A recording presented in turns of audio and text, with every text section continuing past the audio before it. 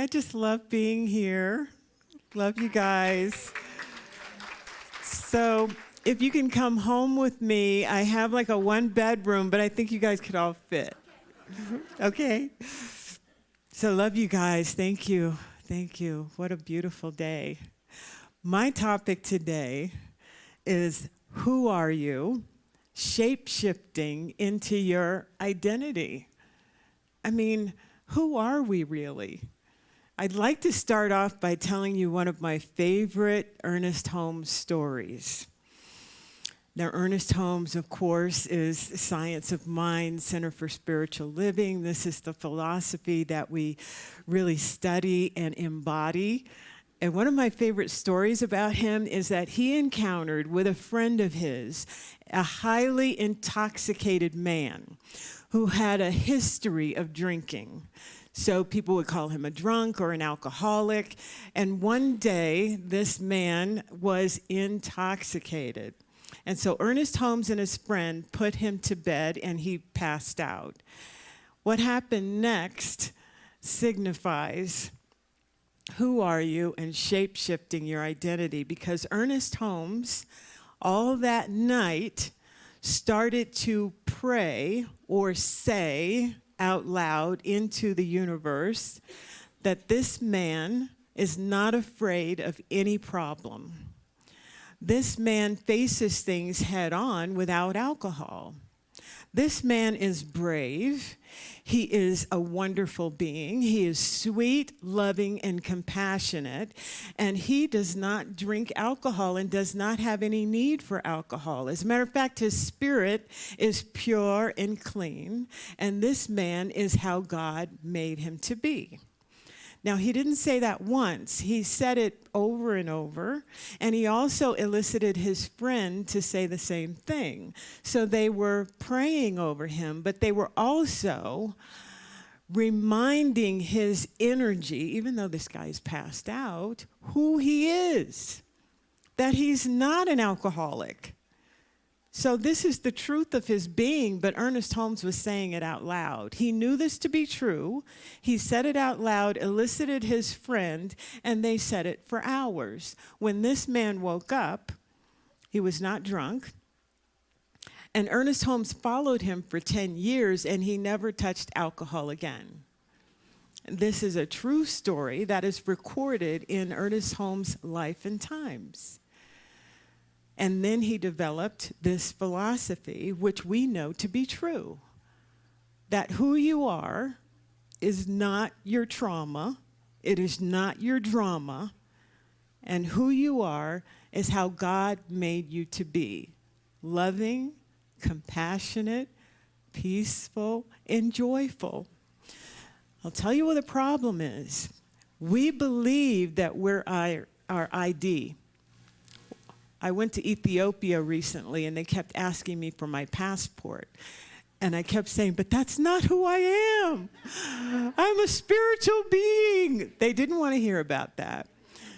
So that tells you that in this world, we identify with that ID, that passport, that social security number. We even identify with what we see in the mirror, but that's not really who we are. And if we ever want healing, let me repeat that. If we ever want healing, we're going to have to forget who the world says we are. And we're going to have to remember what Ernest Holmes was pulling forth into this person's memory energy, which is, we are children of God. We are part of the Most High. And everything that is not part of that, we need to let it go. I'll give you an example of that. I went to a circle of sisterhood. I live in Sedona, so we get these flyers all the time. Learn your galactic ancestors. Be the star seed. Come to the sound bowl healing. But this one I went to because this woman was in her 80s. She's from St. Croix, and she's a shaman. And she was very melanated. She had the same complexion as me. I said, I'm going to go. There's a sisterhood in Cornville. I got to go. So I go. I didn't know what the topic was going to be. And she said, This topic is about healing our womb waters. I was like, womb waters? What's that all about? And basically what she was saying is that women hold on to their wounds. And we've got to give birth to this new earth. And we're stuck in our wounds. We haven't forgiven. We've still got abuse issues from 50 years ago. And we just need to heal our womb waters. So I was really intrigued. I was like, yes, we've got to heal ourselves so we can give birth to this thing that we want. By the way, the world is falling apart. If we don't give birth to something that we want, we're just going to be in the rubble. And women are creators. We're the Godhead. We're the feminine divine energy. So I was really intrigued. There were about 30 women in this circle. And what our assignment was is that we were supposed to hold a stone like this and tell our story about whatever wounds that we've encountered that's blocking us. And so we pass the stone to the next person when we're done with our story. Well, let me tell you, I was there from 6 at night until 9:30 at night because people kept holding on to the rock and telling their wounds. I thought it was going to be, 5 minutes. Here's your rock, here's your rock. We passed it, and then we would get to hear her talk. No. I'm telling you, people were in their 70s going, well, when I was 5. And I don't want to make fun of this, but it's like, that's what's blocking us.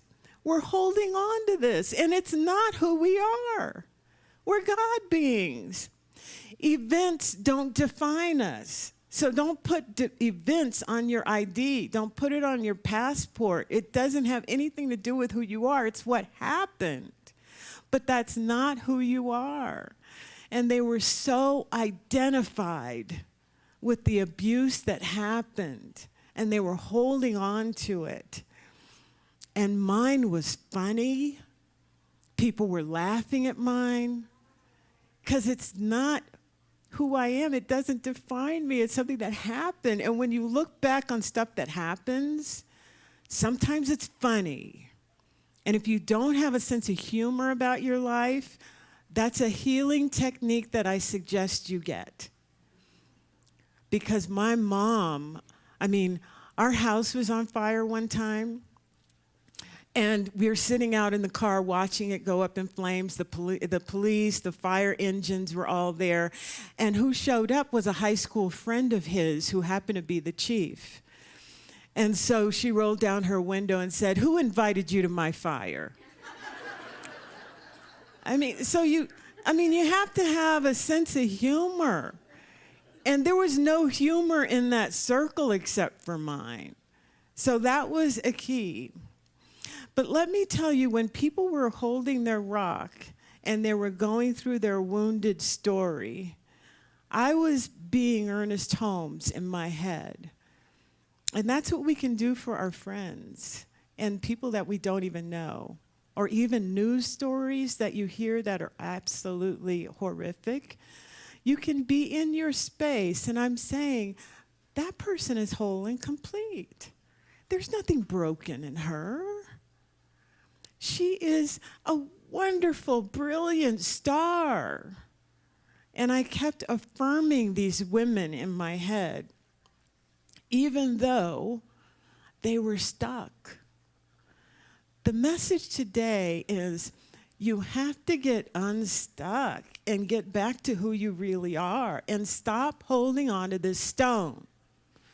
The only reason I took the stone was in my story, there has to be some healing for somebody else. That's the only reason I pick up my stone.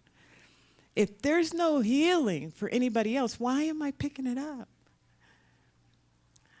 And just in my tone, the way I was telling this story, you can tell there's healing there. I'm not holding on to anything. So just in my tone, the way I'm telling my story, and if God's not in my story, then there's no healing there. If there's no humor, and if God's not in it, then there's no healing. So I just want you to pay attention to your story tells you who you are. Are you still in that suffering? Or are you past it and look back on it as an observer and go, you know what I did? I married this. I mean, have a sense of humor about it. But when we hold on to the pain, we think that's who we are. And it's not at all.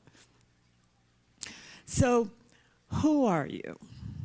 And you can shape-shift your way out of it. And if you are on the healing side of that, then what we are doing as that feminine energy is we're doing Ernest Holmes. We're saying this world is whole and complete. Nobody needs help because they're whole and complete. Nobody's broken. I don't have to fix anybody. We can't fix anybody. But why not create a world where nobody is broken? And we see everybody as whole and complete and healthy. Let me also talk about the vibration that we give off when we feel like we're still being victimized. If you've been abused, and a lot of you know I worked in child abuse and neglect for 20 plus years in Las Vegas, Nevada, there is an energy that goes along with victimhood. What happens is you begin to create more victim situations in your life when you're vibrating that out. Why do I keep meeting these narcissists that only care about themselves and are very emotionally abusive? Could it be that you are holding on to your rock and you're passing it to a narcissist? Could be. So the point is that vibrationally we have to change that. How do you do that? By recognizing who you really are.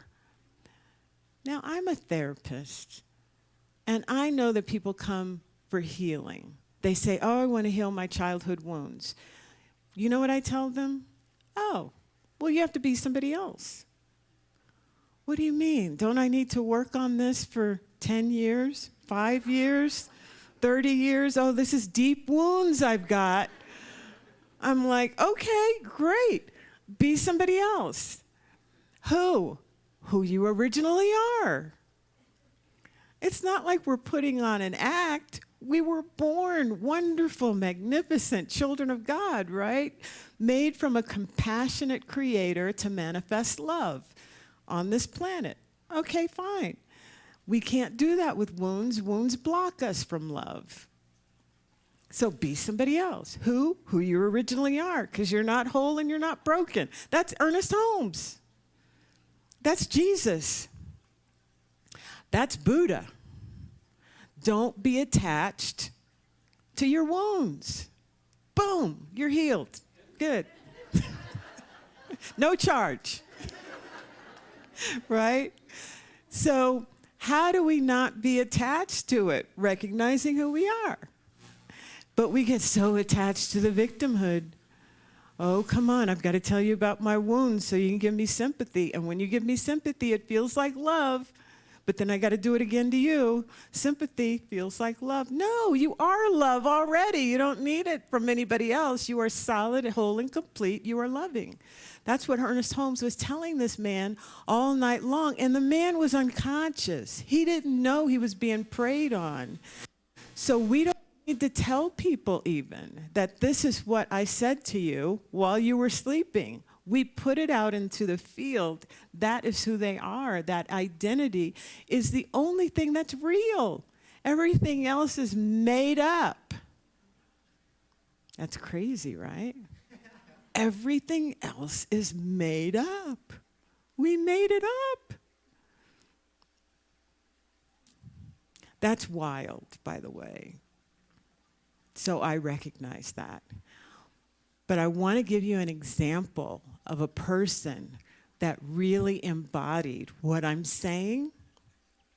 She happened to be a Buddhist, meaning not attaching to your womb. A lot of people think non-attachment means things, material things. It can mean that, but it means don't attach yourself to this world and your identity and what happened and all of that. She epitomizes What can happen when you change your frequency and change who you are? Now, can you guess who I'm going to talk about? I'll give you a hint. What's love got to do with it? Thank you. Right. So, of course, I'm talking about Tina Turner, who passed this past month at 83, but I want to tell you that she shape-shifted her identity. She had to be the success that she became.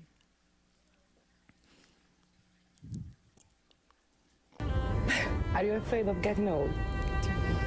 My attitude about getting old is that I look forward to it because I think I'm going to become another kind of strength. I think with nearing 50 now, and the way that I feel, my goodness, I think at 80 it should be just really another whole way of life, and as good, but in a different way. I plan to make as much out of my later years as I've made out of the earlier ones. I'm not giving up on life. As long as I'm alive, I'm going to enjoy every aspect of it. I live my life in 7-year cycles, and I can tell you now, from 1 to 7, from 7 to 14, 14, 21, 21, 28. I don't see any time wasted. Every interest. I have been working all my life. For as long as I can remember, I've been working. And there was something learned from all those years. No time is wasted. For a long time, I did hate Ike. I have to say that. But then after he died, I really realized that he was a sick person. He was an ill person. While not excusing any of his abuse, she's also able to see him for the role he played in the big picture of her life. Though she would have preferred not to have lived through what she did, she has a remarkably healthy perspective in managing her relationship to her past. Forgiving means not to hold on. You let it go, because it only hurts you. Not forgiving, you suffer, because you think about it over and over again. This is no doubt in large part to her Buddhist beliefs. Tina has credited Buddhism for helping give her the strength to break from Ike originally. But you're not bitter. Yeah. I laughed about my life while I was there in it. I had to stay sane. I laugh about it now, as tragic as it was. I have forgiven. I have forgiven, and I have gone on with my life. Everything that was done to me, I received it, I accepted it, and I have gone past it. And I don't hold any grudges from anyone that what was done, because obviously there must have been some reason for them and for me to have gone through something that dramatic. Okay. Did you see and feel the unattachment, the forgiveness, the letting go, the passing on of the rock? She's not holding on to that.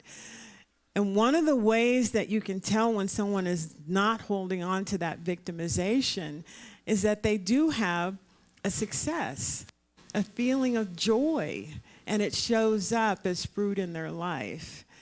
So what happened after she left Ike all battered and bruised with 36 cents is that she reinvented herself. And I'm not talking about gathering some new identity. It's going back to the idea of I am not broken, I don't need to be fixed, I am whole and complete the way I am. I am the way God made me in his image, which is power, strength, all of those wonderful characteristics, creative. And so that is your true identity. But we have to shape shift out of that.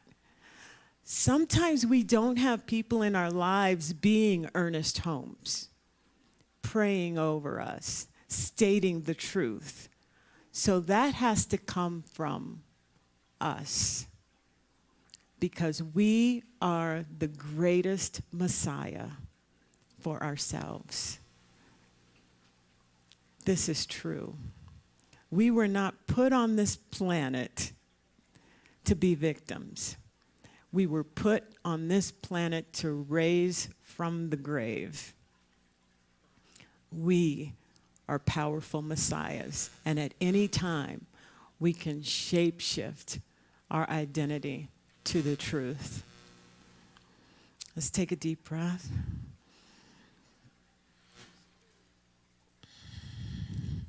And let's go into a prayer of knowing.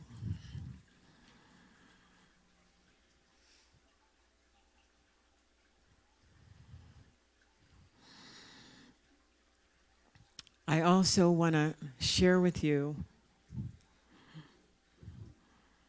some people that know who they are. I went to Ethiopia recently. I was so impressed. I thought I was going to see ancient tribes and beautiful churches, and what I saw were people that knew who they are. They believe and know to be true that they are part of the 12 tribes of Israel, that they are part of the line of Judah, meaning that they know that they are part of the lineage of Jesus. So imagine, if you will, if you knew from the time you were little and generations back that your bloodline is from Jesus. That changes your identity, or it creates an identity of the original of who you are. So they don't have any delusion to come out of like we do. They know who they are. So how does that shape their culture? The most kind, beautiful people on the street that you'll ever encounter. The traffic was crazy, but no one was getting upset. It was wild. And no dents in the car either, so no accidents, but it's wild and no one's cussing anybody out. They're just like, very laid back and calm and peaceful. So your identity will show up in your behavior. And so I wanted to share some pictures. They believe that they are, and this is how they characterize themselves, as Jewish Orthodox Christians, because Jesus was Jewish and they are Orthodox Christians. So everywhere you'll see the sign of David, which is the triangles, the face in the middle of Jesus, which means that heaven on earth, you see the triangle pointing upwards, that's going up to heaven and then down on the earth. So that Star of David, as you know, means heaven on earth. The axis mundi, right in the middle, is Jesus, the Christ within us. The Christ within all of us is our direct code for bringing heaven to earth. Next slide. Yes, so in Lalibela, we have the churches that are cut from the one stone all the way down. Beautiful. They say that these churches were meant to house the Ark of the Covenant, and these are the priests that guarded, protected. They have 100 chapters in the Bible where we have 66. So the next slide. Beautiful people, beautiful. Everyone is just taking off their shoes, going into these stone churches. The next slide. That's me with the priest at these beautiful stone churches. And then the next slide is me with one of the priests. Just wonderful experience. And then what I'd like to share with you, the last slide, is their chanting. Now remember, Tina Turner was a Buddhist and she would chant, and some of her chants are on YouTube. And so the vibration, you're changing the vibration, the frequency. So chanting can change our frequency, just like sound bowls. So imagine, if you will, these priests chanting in Lalibela, which is the stone churches. And so this is the next slide.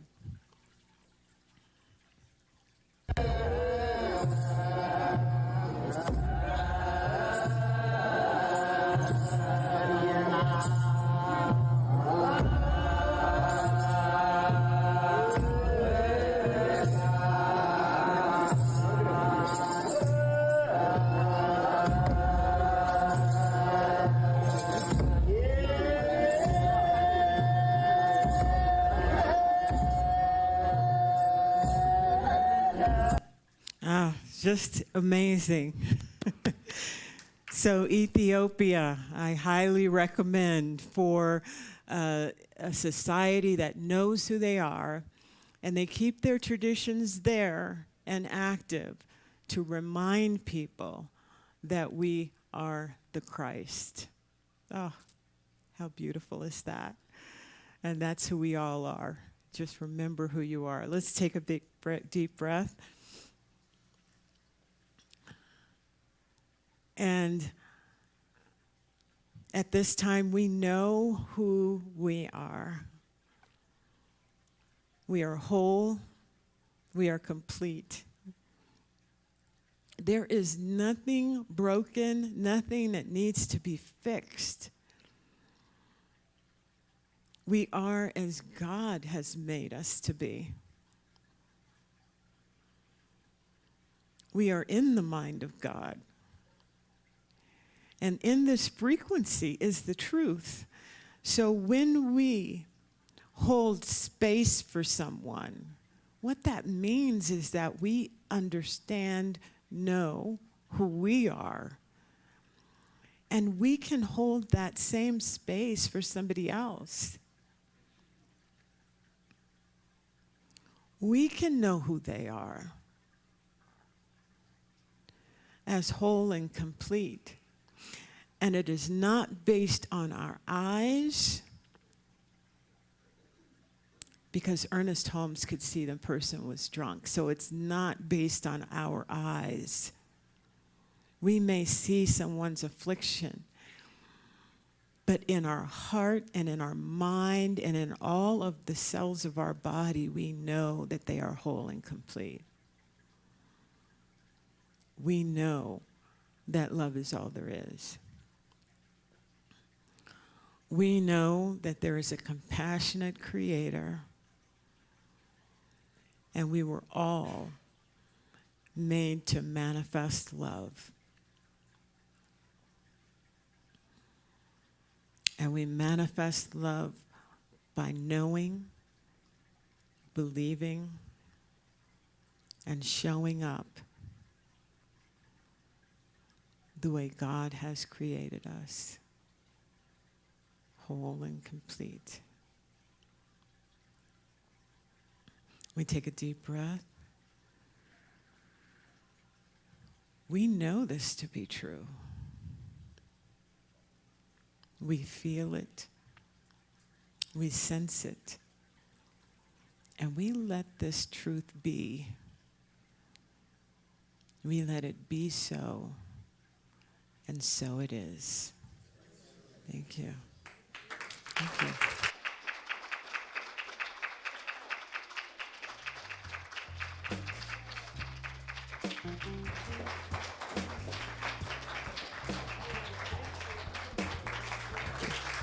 Thank you.